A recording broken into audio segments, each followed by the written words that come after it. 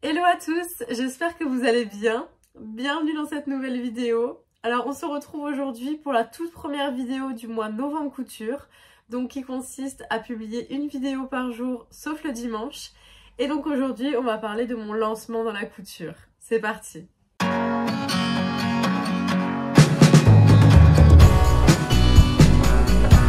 Alors aujourd'hui on va donc parler de mon rapport à la couture, donc quand est-ce que j'ai commencé, comment, pourquoi, est-ce que j'avais des bases, comment j'ai appris, etc. etc. Alors d'abord pour commencer, il faut savoir que ma mère est très artistique. De manière générale, elle pratique ou a pratiqué dans sa vie beaucoup de disciplines liées à l'art.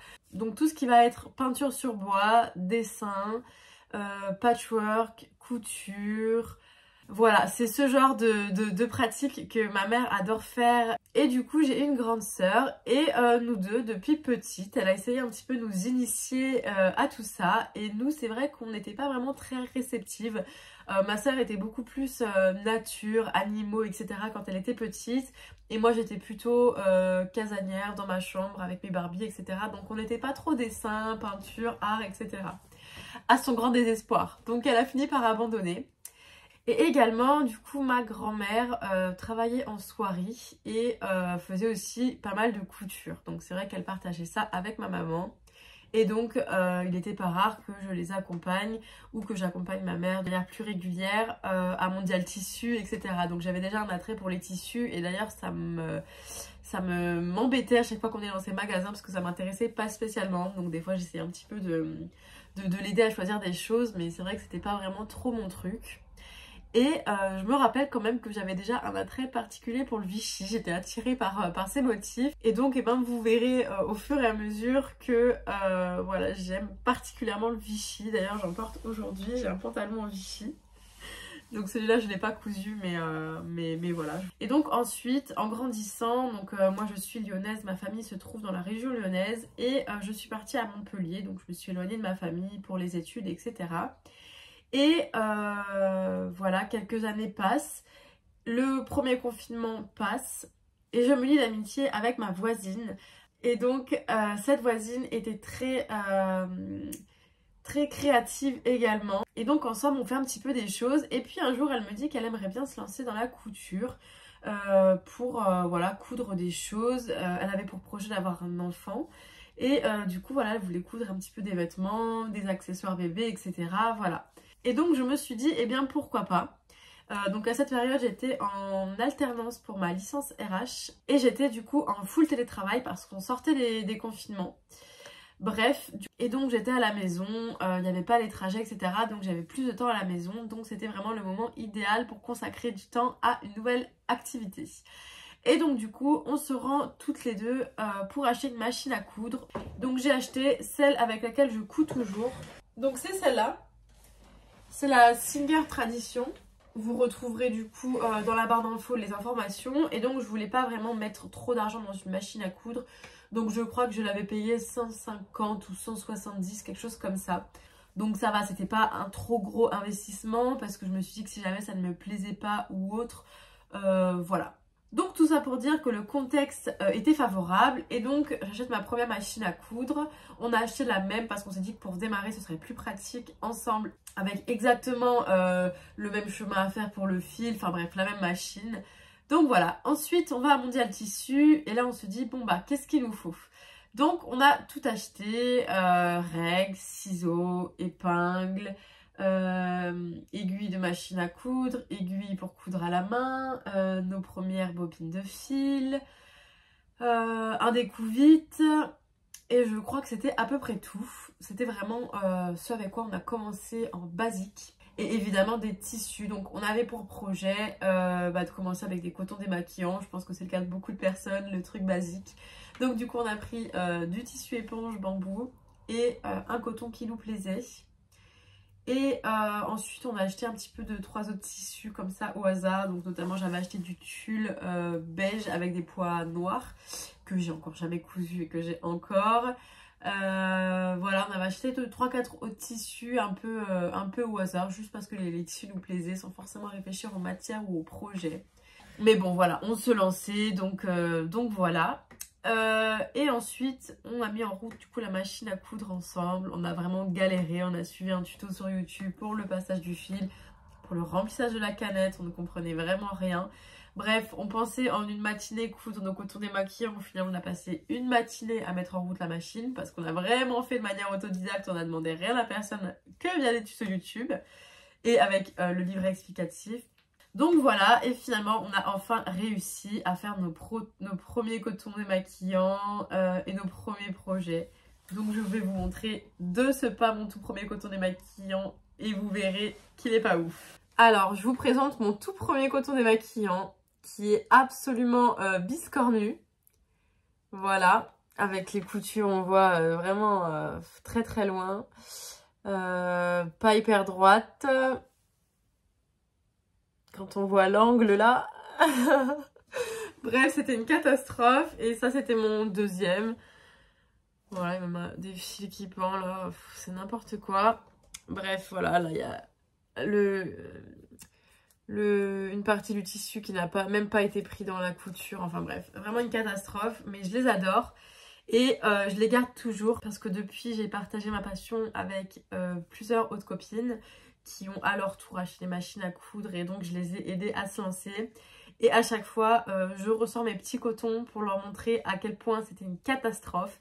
Et quand elles font leur premier, parce que je commence toujours par ce projet-là pour la mise en route, etc. de la machine et la prise en main, et ben elles comparent leur coton avec les miens. Donc c'est vrai que pour ma défense, j'étais toute seule et puis personne m'a aidée.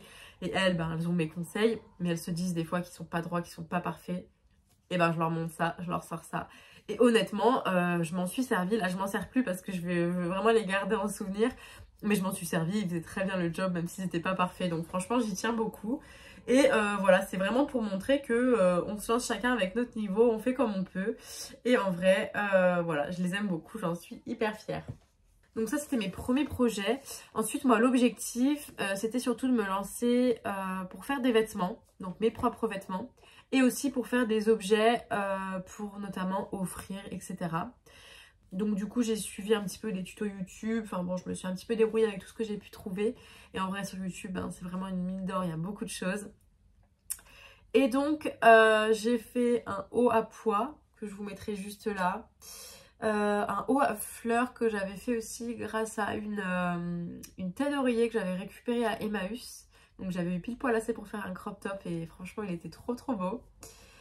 Je me suis lancée aussi assez rapidement dans un trousseau de bébé parce que j'avais une très bonne amie d'enfance à ma soeur que je connais du coup depuis des années qui attendait sa première fille et je me suis dit c'est le moment ou jamais de me lancer dans un trousseau bébé.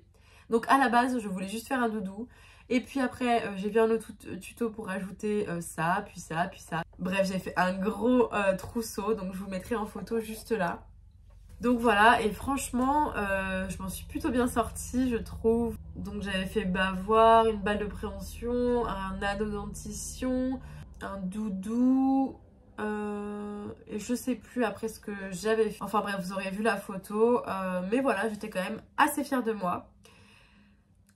Ensuite, je suivais pas mal Clara Victoria à cette époque et elle upcyclait des choses qu'elle trouvait en friperie. Donc moi j'avais trouvé une genre de blouse rose que j'ai du coup upcyclé pour faire un haut et une jupe. Donc je vous mettrai aussi la photo. Et ensuite ma fameuse amie et voisine allait se marier. Donc ils avaient fait un tout petit mariage et j'étais du coup la témoin du marié. Et pour l'occasion, j'avais une idée très précise de ce que je voulais. Mais j'arrivais pas à le trouver dans le commerce. Et en termes de délai, c'était un peu short aussi pour le commander si jamais ça n'allait pas ou autre. Donc je me suis dit, je vais la faire moi-même. Et quelle galère! Quelle galère de me lancer dans un tel projet. Donc j'ai vraiment mis un temps de ouf à le faire parce qu'en plus j'avais pas pris un tissu très facile. Donc je vous mettrai la photo ici. Au final elle était assez réussie, j'étais contente. Je l'ai portée le jour J. J'étais juste un petit peu déçue des bretelles, vous verrez, parce que je les trouvais un peu trop épaisses par rapport à la robe et au style de la robe. Mais j'ai fait aussi avec ce que j'avais et ce que j'avais trouvé. Donc voilà, j'étais quand même assez fière de moi. Je l'ai portée, j'étais très contente de la porter. Elle faisait très bien son effet. Donc voilà. Et ensuite, un des premiers projets dont je me rappelle, ma voisine et amie est ensuite tombée enceinte. Elle a un peu abandonné la couture. Donc elle a quand même gardé sa machine, elle faisait quelques petites choses de temps en temps, mais pas autant que moi. Et donc du coup, elle est tombée enceinte, elle a voulu pendant sa grossesse qu'on fasse un tapis d'éveil. Et donc elle a eu une idée très précise, donc elle m'a fait un croquis, elle voulait un tapis d'éveil rond sur le thème de l'Afrique avec du coup 4 parties différentes. Donc je vous mettrai en photo. Et donc ça a été un énorme projet. Donc elle a fait son croquis papier, on s'est rendu ensemble à Mondial Tissu pour choisir les tissus. Et on a démarré la création. Donc elle a fait tout ce qui était découpage de tissu, découpage de tous les petits détails, etc. Elle a fait la couture à la main, dessiner les animaux, etc., etc. Et moi j'ai fait toute la couture à la machine, absolument toute la couture. On y a passé plusieurs jours et ça tombait bien parce que vu qu'on était voisines, on pouvait vraiment se voir 1 à 2 heures parce qu'on a toujours travaillé ensemble pour ce projet. Et donc bah, vu qu'on habitait l'une en face de l'autre, on n'avait plus qu'à traverser le couloir et donc c'était vraiment très pratique et très sympathique. On s'est tapé des barres parce qu'on a eu énormément de galères, mais au final vraiment on a fait quelque chose d'incroyable, d'unique, magnifique. Et on l'avait même publié sur les groupes de couture parce qu'on en était très fiers. Et il y a une personne qui s'est inspirée de notre tapis d'éveil et qui a fait le sien vraiment en s'inspirant d'une autre. Donc le voici, je l'avais pris en capture d'écran. Et donc sur le coup j'étais assez énervée quand j'avais vu ça, mais finalement elle nous avait cité en disant qu'elle s'était inspirée de nous, donc ça va. Une petite fierté, on a inspiré quelqu'un à faire aussi un autre tapis d'éveil sur la même thématique, donc c'est chouette. Voilà pour ça, sinon j'ai fait quelques petits autres projets qui ont foiré, notamment une jupe patineuse noire. Donc voilà, et je m'étais lancée aussi à faire un haut un débardeur en forme de triangle, donc ça devait faire vraiment des triangles comme ça, et dos nu, mais c'était vraiment une catastrophe, il n'était pas du tout joli, donc j'ai aussi abandonné l'idée. Voilà, mais globalement, j'ai assez vite réussi ce que j'avais fait, et malgré le fait que ce n'est pas parfait, et ce n'est jamais parfait. Et comme me dit souvent ma mère, même dans le commerce, les vêtements quand on les regarde, ils sont pas parfaits. Des fois, il y a une asymétrie, etc. Et donc je répète toujours, pour mes propres projets ou les projets de mes copines, que même si c'est pas parfait, ce n'est pas grave, c'est le charme du fait main. C'est absolument ma phrase, ce n'est pas parfait, mais c'est le charme du fait main. Voilà. Donc voilà pour ça. Et donc du coup mon lancement dans la couture s'est passé de cette façon. J'ai bien démarré et donc rapidement j'ai enchaîné les projets, j'ai acheté les tissus et j'ai pu du coup partager cette passion avec ma maman en lui demandant des conseils du coup à distance vu qu'on n'habitait pas du tout à côté. Que je fais des nouveaux projets, je lui envoie en photo. Elle aussi, enfin voilà, c'est vraiment chouette de partager ça. Et donc dès que j'ai une galère, je l'appelle, elle me donne des conseils et parfois je lui explique des techniques que moi j'ai apprises mais qu'elle elle connaît pas. Donc c'est vraiment sympa, on se nourrit l'une et l'autre, donc voilà. Donc maintenant, je me suis noté quelques avantages et quelques inconvénients à la couture. On va commencer par les inconvénients, comme ça on finira par une note positive. Et je vous dis d'avance, il y a beaucoup plus d'avantages que d'inconvénients évidemment. Alors le premier inconvénient, je dirais que ça nécessite beaucoup de temps. Il faut avoir du temps pour coudre, c'est vrai, mais c'est vraiment une passion que je trouve géniale. Donc le temps, je trouve, est investi et derrière, on est vraiment fiers de ce qu'on a fait. Et le temps qu'on passe là-dessus, on ne le passe pas forcément à faire d'autres activités qui serviraient à rien. Et pour moi, j'ai quand même un petit côté matérialiste et donc j'aime bien le fait que à la fin de la couture, on ait quelque chose en main, on garde quelque chose du temps qu'on a investi, de ce qu'on a fait, des efforts fournis, etc. Donc voilà. Le deuxième inconvénient, je dirais que c'est le prix que ça peut représenter, donc par l'achat des tissus, par l'achat de tout le matériel nécessaire pour commencer, de l'achat aussi des patrons. Donc tout ça, c'est des choses qui représentent de l'argent et des fois, c'est même très souvent pas du tout rentable. Par exemple pour les vêtements, ça va pas du tout être rentable quand on voit le prix des vêtements aujourd'hui. Mais si on veut s'habiller pour pas cher, c'est pas forcément en sortant de la couture traditionnelle, on va dire, qu'on va faire des économies.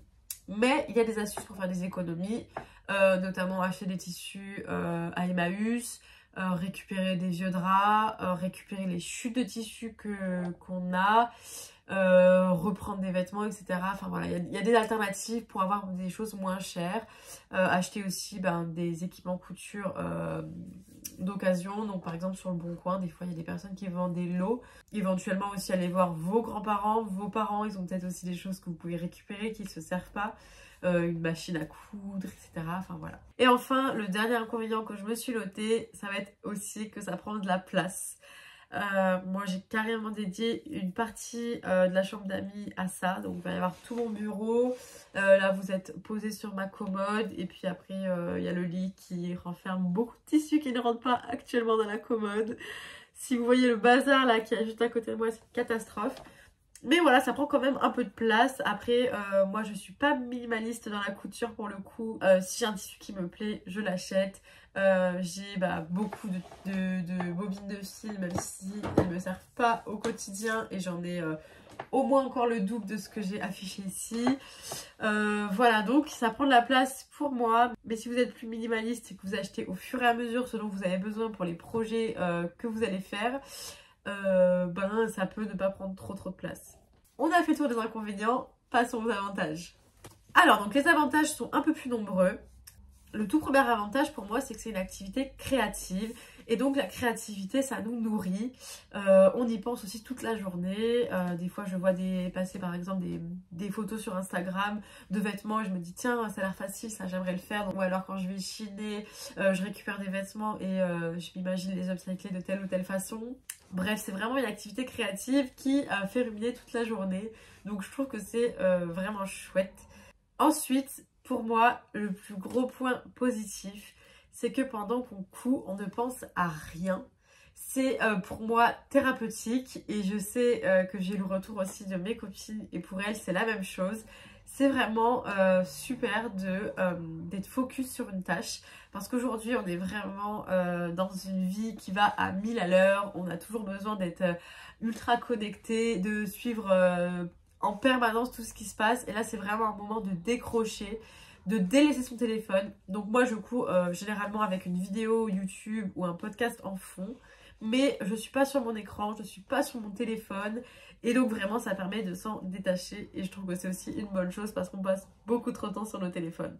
Le prochain avantage, c'est qu'on a la possibilité de reprendre un vêtement, de recoudre un trou, de réparer quelque chose d'abîmé et d'upcycler des vieilles pièces, que ce soit les nôtres ou qu'on trouve du coup en friperie ou en Emmaüs, etc. Donc je trouve que c'est vraiment une chance et un savoir-faire pas des moindres parce que le nombre de vêtements qu'on pourrait passer à la benne parce qu'elles sont décousues, parce qu'on a perdu un bouton, parce que la fermeture éclair ne marche plus, etc. Là, on a complètement la possibilité de les réparer et donc de les garder. Le prochain avantage, et pas des moindres, et je vous l'ai cité tout à l'heure, c'était aussi la raison pour laquelle je me suis lancée dans la couture, c'est pour faire des cadeaux personnalisés, des cadeaux auxquels on a mis du temps, du cœur, on s'est investi et ça permet de gâter nos proches. Et je trouve que ça c'est vraiment un super avantage de la couture, c'est qu'on peut vraiment faire quelque chose de nos mains pour quelqu'un qu'on aime. On y passe du temps et donc on y met beaucoup d'amour. Et du coup ça va avec, c'est le fait d'être fier de soi. Une fois qu'on a fait une pièce, on est fier de porter notre pièce et quand on a un compliment, on répond c'est moi qui l'ai fait. Et les gens en général sont complètement choqués parce qu'ils connaissent pas vraiment la couture, ils savent pas vraiment la difficulté ou le temps que ça vous a pris. Mais tout de suite les gens à chaque fois moi sont très réceptifs et du coup après ça ouvre une discussion, etc. Donc c'est vraiment sympa. Et même quand on offre un cadeau, on est très fiers de dire voilà pareil c'est moi qui l'ai fait pour toi, j'ai choisi les tissus pour toi, j'ai passé beaucoup de temps pour toi et je trouve que c'est vraiment chouette. Moi si je recevais des cadeaux comme ça, je serais hyper touchée et je sais que les personnes à qui j'offre ces cadeaux sont très touchées. Et enfin le dernier avantage pour moi c'est que ça apprend la patience et l'indulgence. Donc la patience, de base je suis pas spécialement patiente, mais alors avec la couture je me suis découvert une patience. Quand il faut découdre, quand on a mal cousu, quand ça tombe mal, quand il faut recoudre, quand il faut recommencer, bref. Bref, il y a mille et une façons en couture de se tromper et de devoir recommencer avec la patience nécessaire. Et donc vraiment, moi ça m'a appris cette vertu. En tout cas pour la couture, je suis très patiente. Et l'indulgence, c'est le fait, comme je vous disais, que même si c'est pas parfait, c'est pas grave, c'est nous qui l'avons fait. C'est le charme du fait main. Donc, faut être indulgent avec soi-même. Moi, de manière générale, je suis quand même assez indulgente avec moi-même, donc c'est pas vraiment un problème. Mais du coup, j'essaie de retranscrire cette qualité auprès de mes copines en leur montrant du coup mes fameux cotons ridicules pour qu'elles soient indulgentes et que même si c'est pas parfait, franchement, c'est pas grave. Le plus important, c'est de l'avoir fait soi-même et d'en être fière. Voilà, donc j'ai fait le tour pour mon lancement en couture, pour mes avantages, mes inconvénients. Je suis très heureuse d'avoir trouvé cette passion qu'est la couture parce que avant ça, quand on me posait la question quelles sont tes passions, eh bien j'en avais pas spécialement. Mais là aujourd'hui, je peux dire que ma passion est la couture, je sais en parler, je suis réellement passionnée. Et lorsque je me suis lancée il y a maintenant 2 ans et demi, si j'avais su aujourd'hui que j'en serais là, je n'aurais pas cru. Donc je suis vraiment contente d'avoir persévéré, d'avoir appris et j'apprends encore aujourd'hui. Je pense qu'en couture on n'a pas fini d'apprendre et qu'on apprend tous les jours. Donc voilà, et même de savoir comment sont confectionnés nos vêtements. Quand je me suis lancée à la couture et même parfois ça m'arrive et je vois mes copines ont pris vraiment le même tips au début, c'est de regarder ses vêtements sous toutes les coutures comme on dirait et vraiment de voir comment c'est fait, etc. Et c'est hyper intéressant. Alors je pense qu'on a fait le tour, je vais m'arrêter de parler maintenant parce que je pourrais parler des heures de la couture, donc on va éviter sinon la vidéo sera beaucoup trop longue. Donc je vous remercie d'avoir suivi cette toute première vidéo du mois novembre couture. Et donc on se retrouve dès demain pour la deuxième vidéo du mois novembre couture qui sera un haul sur les tissus que j'ai achetés à Paris. Et j'en profiterai pour ranger toute ma commode à tissus qui est un bazar pas possible. Donc tout réorganiser et essayer de faire rentrer un maximum de tissus parce que comme je vous disais, j'en ai un paquet qui sont à côté. En tout cas, n'hésitez pas à vous abonner pour suivre mes prochaines vidéos et me soutenir, à liker la vidéo ou à commenter pour me raconter votre lancement en couture. Je vous souhaite une très bonne journée ou une bonne soirée en fonction de l'heure à laquelle vous regardez cette vidéo et je vous dis à bientôt!